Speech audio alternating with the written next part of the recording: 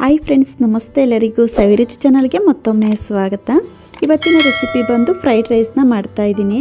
ರುಚಿ ಅಂತೂ ತುಂಬಾ ಸೂಪರ್ ಆಗಿರುತ್ತೆ. ಈ ಫ್ರೈಡ್ ರೈಸ್ಗೆ ನಾವು ಯಾವುದೇ ರೀತಿಯ ಸಾಸನ್ನು ಬಳಸದೆ ತುಂಬ ಸಿಂಪಲ್ಲಾಗಿ ಕೂಡ ಮಾಡ್ಕೊಳ್ಬೋದು. ನಾವು ತರಕಾರಿ ಒಂದು ಕಟ್ ಮಾಡಿ ಇಟ್ಕೊಂಡು ರೈಸ್ ಒಂದು ರೆಡಿ ಮಾಡಿ ಇಟ್ಕೊಂಡ್ವಿ ಅಂತ ಅಂದರೆ ಕೇವಲ ಒಂದು 5 ನಿಮಿಷಕ್ಕೆಲ್ಲ ಈ ಫ್ರೈಡ್ ರೈಸ್ನ ರೆಡಿ ಮಾಡ್ಕೊಳ್ಬೋದು. ಲಂಚ್ ಬಾಕ್ಸ್ಗಂತೂ ಇದು ಒಂದು ಒಳ್ಳೆ ರೆಸಿಪಿ ಅಂತಲೇ ಹೇಳ್ಬೋದು. ತುಂಬಾ ರುಚಿಯಾಗಿರುತ್ತೆ, ತುಂಬಾ ಸಿಂಪಲ್ಲಾಗಿ ಕೂಡ ಮಾಡ್ಕೊಳ್ಬೋದು. ಖಂಡಿತ ನೀವು ಕೂಡ ಈ ರೀತಿ ಫ್ರೈಡ್ ರೈಸ್ನ ಮನೆಯಲ್ಲಿ ಒಂದ್ಸಲ ಟ್ರೈ ಮಾಡಿ ನೋಡಿ. ಹಾಗೂ ಫಸ್ಟ್ ಟೈಮ್ ಸವಿರುಚಿ ಚಾನಲ್ ನೋಡ್ತಾ ಇದ್ರೆ ದಯವಿಟ್ಟು ಸಬ್ಸ್ಕ್ರೈಬ್ ಮಾಡ್ಕೊಂಡು ಕೂಡ ನೋಡಿ. ಪಕ್ಕದಲ್ಲೇ ಇರುವಂಥ ಬೆಲ್ ಬಟನ್ನು ಕೂಡ ಕ್ಲಿಕ್ ಮಾಡಿ. ಈಗ ಬನ್ನಿ ಫ್ರೈಡ್ ರೈಸ್ನ ಯಾವ ರೀತಿ ಮಾಡ್ಕೊಳ್ಳೋದು ಅಂತ ನೋಡ್ಕೊಳ್ಳೋಣ. ಮೊದಲು ಗ್ಯಾಸ್ ಮೇಲೆ ಒಂದು ಕಡಾಯಿನ ಬಿಸಿ ಇಟ್ಕೊಂಡು ಇದಕ್ಕೆ ಒಂದು 3-4 ಸ್ಪೂನ್ ಆಗೋಷ್ಟು ಎಣ್ಣೆನ ಹಾಕ್ಕೊಳ್ತಾ ಇದ್ದೀನಿ. ಎಣ್ಣೆ ರೀತಿ ಸ್ವಲ್ಪ ಬಿಸಿ ಆದ ನಂತರ ಇದಕ್ಕೆ ಒಂದು ಸ್ವಲ್ಪ ಈರುಳ್ಳಿನ ಕಟ್ ಮಾಡಿ ಸೇರಿಸ್ತಾ ಇದ್ದೀನಿ. ಈರುಳ್ಳಿ ಬಂದು 1-2 ಮೀಡಿಯಮ್ ಸೈಜ್ ಈರುಳ್ಳಿನ ಈ ರೀತಿ ಉದ್ದುದ್ದಾಗಿ ಕಟ್ ಮಾಡಿ ಸೇರಿಸ್ಕೊಂಡು ಹಾಗೆ ಒಂದು 3 ಹಸಿಮೆಣ್ಸಿನ್ಕಾಯಿನ ಹಾಕ್ಕೊಳ್ತಾ ಇದ್ದೀನಿ. ನಾವು ಟೇಸ್ಟಿಗೋಸ್ಕರ ಮಾತ್ರ ಸ್ವಲ್ಪ ಹಸಿಮೆಣ್ಸಿನ್ಕಾಯಿನ ಹಾಕ್ಕೊಳ್ಬೇಕಾಗುತ್ತೆ. ಹಾಗಾಗಿ ಈ ರೀತಿ 1-2 ಹಸಿಮೆಣ್ಸಿನ್ಕಾಯಿನ ಸೇರಿಸ್ಕೊಂಡ್ರೆ ಸಾಕಾಗುತ್ತೆ. ನೋಡ್ತಾ ಇರ್ಬೋದು, ಈರುಳ್ಳಿ ಮೆಣಸಿನ್ಕಾಯಿ ಈ ರೀತಿ ಸ್ವಲ್ಪ ಫ್ರೈ ಮಾಡ್ಕೊಂಡಿದ್ದಾದಮೇಲೆ ಈಗ ಇದಕ್ಕೆ ತರಕಾರಿನ ಸೇರಿಸ್ಕೊಳ್ಳೋಣ.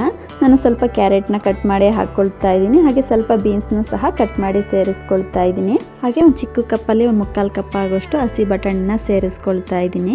ಸೇರಿಸ್ಕೊಂಡು ಈ ರೀತಿ ಕಂಪ್ಲೀಟಾಗಿ ಮಿಕ್ಸ್ ಮಾಡ್ಕೊಳ್ಳೋಣ. ನೋಡಿ, ಈ ರೀತಿ ಎಣ್ಣೆಯಲ್ಲಿ ಕಂಪ್ಲೀಟಾಗಿ ಮಿಕ್ಸ್ ಮಾಡಿಕೊಂಡು ಹಾಗೆ ಇದಕ್ಕೆ ಸ್ವಲ್ಪ ಉಪ್ಪನ್ನ ಹಾಕ್ಕೊಳ್ತಾ ಇದ್ದೀನಿ. ಈ ರೀತಿ ಸ್ವಲ್ಪ ಉಪ್ಪನ್ನ ಹಾಕ್ಕೊಳ್ಳೋದ್ರಿಂದ ತರಕಾರಿಗೆ ಉಪ್ಪು ಕೂಡ ಚೆನ್ನಾಗಿ ಹಿಡಿಯುತ್ತೆ ಹಾಗೂ ತರಕಾರಿ ಬೇಗನೆ ಸಾಫ್ಟ್ ಆಗುತ್ತೆ ಅಂತ.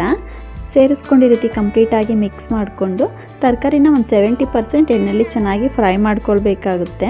ಹಾಗಾಗಿ 1-2 ನಿಮಿಷ ತರಕಾರಿನ ಎಣ್ಣೆಯಲ್ಲಿ ಚೆನ್ನಾಗಿ ಫ್ರೈ ಮಾಡ್ಕೊಳ್ಳೋಣ. ನೋಡ್ತಾ ಇರ್ಬೋದು, ಈ ರೀತಿ ತರಕಾರಿನ ನಾವು 1-2 ನಿಮಿಷ ಎಣ್ಣೆಯಲ್ಲಿ ಚೆನ್ನಾಗಿ ಫ್ರೈ ಮಾಡ್ಕೊಂಡಿರೋದಾಗಿದೆ. ತರಕಾರಿ ಕೂಡ ಈ ರೀತಿ ಸ್ವಲ್ಪ ಸಾಫ್ಟ್ ಆಗಿದೆ.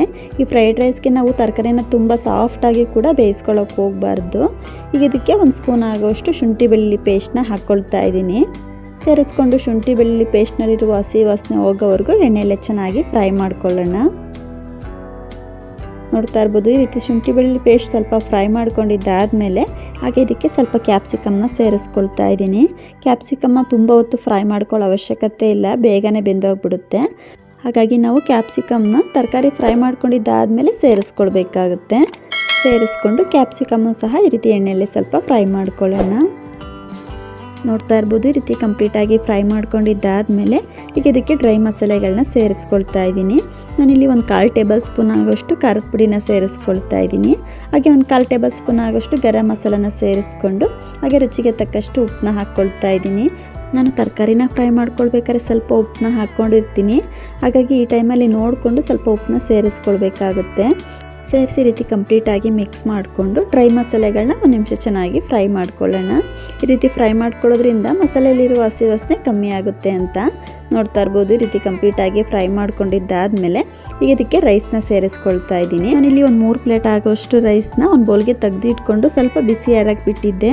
ತುಂಬ ಬಿಸಿ ಇರುವಂಥ ರೈಸ್ನ ನಾವು ಹಾಕ್ಕೊಳ್ಳೋಕೆ ಹೋಗಬಾರ್ದು, ಮುದ್ದೆ ಥರ ಆಗೋಗ್ಬಿಡುತ್ತೆ. ಹಾಗೂ ಟೇಸ್ಟ್ ಕೂಡ ಅಷ್ಟೊಂದು ಚೆನ್ನಾಗಿರಲ್ಲ ತುಂಬ ಬಿಸಿ ಇರುವಂಥ ಅನ್ನನ ಹಾಕ್ಕೊಂಡ್ರೆ. ಹಾಗಾಗಿ ಈ ರೀತಿ ಕಂಪ್ಲೀಟಾಗಿ ರೈಸ್ನ ಸೇರಿಸ್ಕೊಂಡು ಇದನ್ನ ಒಂದ್ಸಲ ಕಂಪ್ಲೀಟಾಗಿ ಮಿಕ್ಸ್ ಮಾಡ್ಕೊಳ್ಳೋಣ. ಈ ರೈಸ್ನ ಮಿಕ್ಸ್ ಮಾಡ್ಕೊಳ್ಬೇಕಾದ್ರೆ ಹುರಿನ ಪೂರ್ತಿ ಲೋ ಫ್ಲೇಮಲ್ಲೇ ಇಟ್ಕೊಂಡು ಮಿಕ್ಸ್ ಮಾಡ್ಕೊಳ್ಬೇಕಾಗುತ್ತೆ. ನೀವು ರೈಸ್ ಕ್ವಾಂಟಿಟಿ ನೋಡಿಕೊಂಡು ತರಕಾರಿಗಳನ್ನ ಸೇರಿಸ್ಕೊಳ್ಬೇಕಾಗುತ್ತೆ. ನೋಡಿ, ಈ ರೀತಿ ಸೇರಿಸ್ಕೊಂಡು ಕಂಪ್ಲೀಟಾಗಿ ಮಿಕ್ಸ್ ಮಾಡ್ಕೊಂಡಿರೋದಾಗಿದೆ.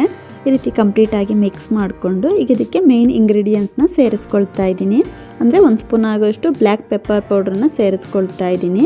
ನೀವು ಇದ್ರ ಬದಲು ವೈಟ್ ಪೆಪ್ಪರ್ ಪೌಡ್ರನ್ನ ಸಹ ಸೇರಿಸ್ಕೊಳ್ಬೋದು. ಹಾಗೆ ಕೊನೆಯದಾಗಿ ಸಣ್ಣದಾಗಿ ಕಟ್ ಮಾಡಿರೋಂಥ ಸ್ವಲ್ಪ ಕೊತ್ತಂಬರಿ ಸೊಪ್ಪನ್ನ ಸೇರಿಸಿ ಮಿಕ್ಸ್ ಮಾಡ್ಕೋತು ಅಂದರೆ ತುಂಬಾ ಸೂಪರ್ ಆದಂಥ ಫ್ರೈಡ್ ರೈಸ್ ರೆಡಿನೇ ಆಗೋಗ್ಬಿಡುತ್ತೆ. ನೋಡಿದ್ರಲ್ವ, ಇದಕ್ಕೆ ಯಾವುದೇ ರೀತಿಯ ಸಾಸನ್ನು ಬಳಸದೆ ತುಂಬ ಸಿಂಪಲ್ಲಾಗಿ ಕೂಡ ಮಾಡ್ಕೊಳ್ಬೋದು. ರುಚಿನೂ ಕೂಡ ತುಂಬಾ ಚೆನ್ನಾಗಿರುತ್ತೆ. ನಾವು ತರಕಾರಿನ ಒಂದು ಕಟ್ ಮಾಡಿ ಇಟ್ಕೊಂಡು ರೈಸ್ ಒಂದು ರೆಡಿ ಮಾಡಿ ಇಟ್ಕೊಂಡ್ವಿ ಅಂತ ಅಂದರೆ ಈ ಫ್ರೈಡ್ ರೈಸ್ನ ಕೇವಲ ಒಂದು 5 ನಿಮಿಷಕ್ಕೆಲ್ಲ ರೆಡಿ ಮಾಡ್ಕೊಳ್ಬೋದು. ಲಂಚ್ ಬಾಕ್ಸ್ಗಂತೂ ಇದೊಂದು ಒಳ್ಳೆ ರೆಸಿಪಿ ಅಂತಲೇ ಹೇಳ್ಬೋದು. ಎಷ್ಟು ಸಿಂಪಲ್ಲಾಗಿ ಕೂಡ ಮಾಡ್ಕೊಳ್ಬೋದು. ಟೇಸ್ಟು ಕೂಡ ಅಷ್ಟೇ ತುಂಬಾ ಚೆನ್ನಾಗಿರುತ್ತೆ. ಖಂಡಿತ ಒಂದ್ಸಲ ಟ್ರೈ ಮಾಡಿ ನೋಡಿ. ನೋಡಿದ್ರಲ್ಲ ಫ್ರೆಂಡ್ಸ್, ಇವತ್ತಿನ ಫ್ರೈಡ್ ರೈಸ್ ರೆಸಿಪಿ ನಿಮ್ಮೆಲ್ಲರಿಗೂ ಇಷ್ಟ ಆಯಿತು ಅಂದ್ಕೊಳ್ತೀನಿ. ಇಷ್ಟ ಆದರೆ ಈ ವಿಡಿಯೋಗನ್ನು ಲೈಕ್ ಮಾಡಿ, ಶೇರ್ ಮಾಡಿ. ಹಾಗೂ ಇನ್ನಷ್ಟು ಈಸಿ ರೆಸಿಪಿಗಾಗಿ ಸವಿರುಚಿ ಚಾನಲ್ನ ಸಬ್ಸ್ಕ್ರೈಬ್ ಮಾಡ್ಕೊಂಡು ಕೂಡ ನೋಡಿ. ಪಕ್ಕದಲ್ಲೇ ಇರುವಂಥ ಬೆಲ್ ಬಟನ್ನು ಕೂಡ ಕ್ಲಿಕ್ ಮಾಡಿ. ಇನ್ನೊಂದು ಒಳ್ಳೆ ರೆಸಿಪಿಯೊಂದಿಗೆ ಸಿಗೋಣ. Thank you.